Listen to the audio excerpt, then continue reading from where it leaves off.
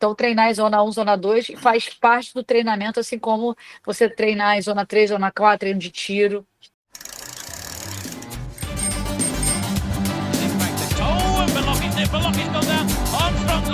Cara, a gente entrou num ponto de um corte que eu tenho de uma entrevista aqui. E aí eu acho que assim, eu acho que vai atropelar um pouco o assunto, mas não tem como eu não fazer porque acabou que Aham. conectou. E o bacana da conversa livre é isso, né? Que a gente vai navegando por navios, por caminhos tortuosos para a gente chegar no assunto. Mas Uhum. o Langalinski é só o atual campeão brasileiro de XCO, né? Talvez Uhum. para mim só o melhor atleta do É, Brasil no verdade. momento. Uhum. Ele teve aqui pessoalmente, a gente conversou e ele explicou. E ele falou sobre a importância do treino em Z1. Ele não falou nem do Z2, ele falou em Z1. E eu fiquei assim, tipo, cara, será que eu entendi direito? Você tá falando Z1 mesmo, né? Z2. E rola um. Aí eu fiz esse corte na internet, óbvio que eu não ia perder, mas. Sei. Rola uma discussão que é duas coisas que ele falou. E aí eu queria até saber tecnicamente se isso às Uhum. vezes é mais da percepção dele ou se realmente é verdade. Foi a primeira que ele falou da importância do treino em Z1, que a maioria, 90% das pessoas não respeitam. Eu achei até meio exagero Z1, mas não sei.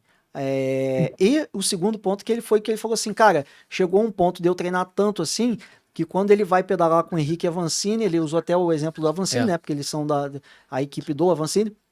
Ele falou, ele está conseguindo manter um nível de batimento menor que o do Avancini. E aí muita gente fala assim, ah, cara, mas aí também não dá para comparar porque é uma coisa muito individual. Eu não tenho conhecimento nenhum no assunto, eu só li os comentários. Falei, quem sou eu para rebater qualquer tipo de comentário?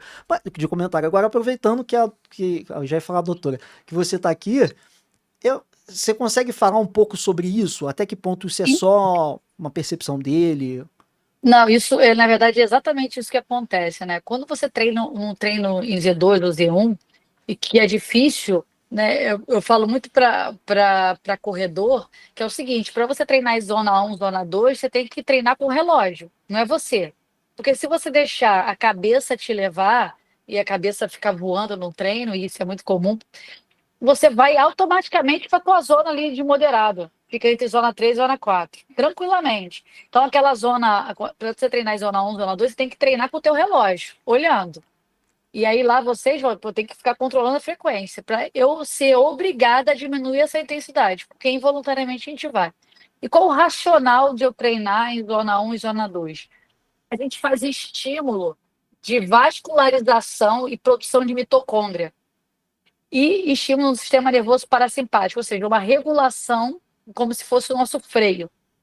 Ou seja, eu consigo otimizar o transporte de oxigênio, a captação de oxigênio da minha musculatura, e com isso eu consigo deixar essa musculatura mais capaz de conseguir captar o oxigênio que está circulando no sangue para a produção de energia.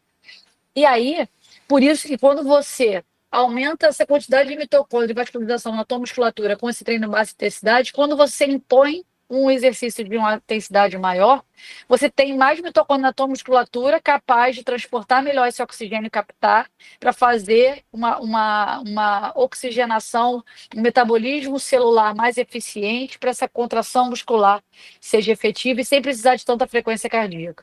Então, essa musculatura fica mais efetiva, mais eficiente na captação do oxigênio.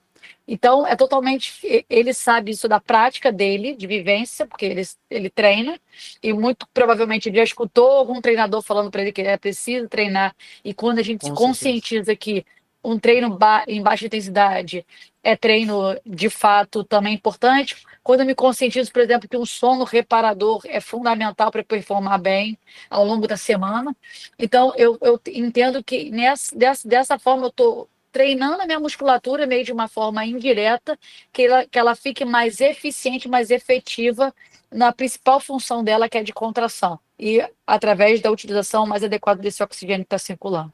Então, ele sabe na prática o que de fato a fisiologia mostra para a gente.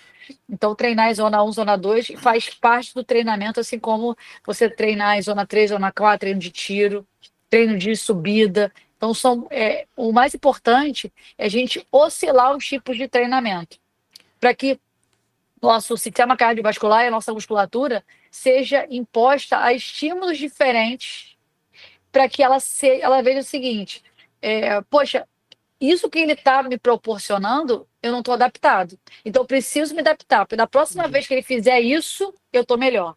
E Entendi. é por isso que a primeira vez que você faz uma planilha, você sofre. Se você repetir a planilha na semana seguinte, você sofreu menos, porque você já se adaptou. E é assim sucessivamente, por isso que essa oscilação, dessa periodização do treinamento é fundamental. Cara, é como se ele. É como se treinando em Z1 e Z2 ele tivesse fazendo uma infraestrutura, umas estradas Uma base, né? mais largas Sim. e melhores para chegar o que tem que chegar no músculo na hora que for utilizar, falando de uma forma bem leiga. É basicamente Isso. isso, né? E isso é extremamente importante.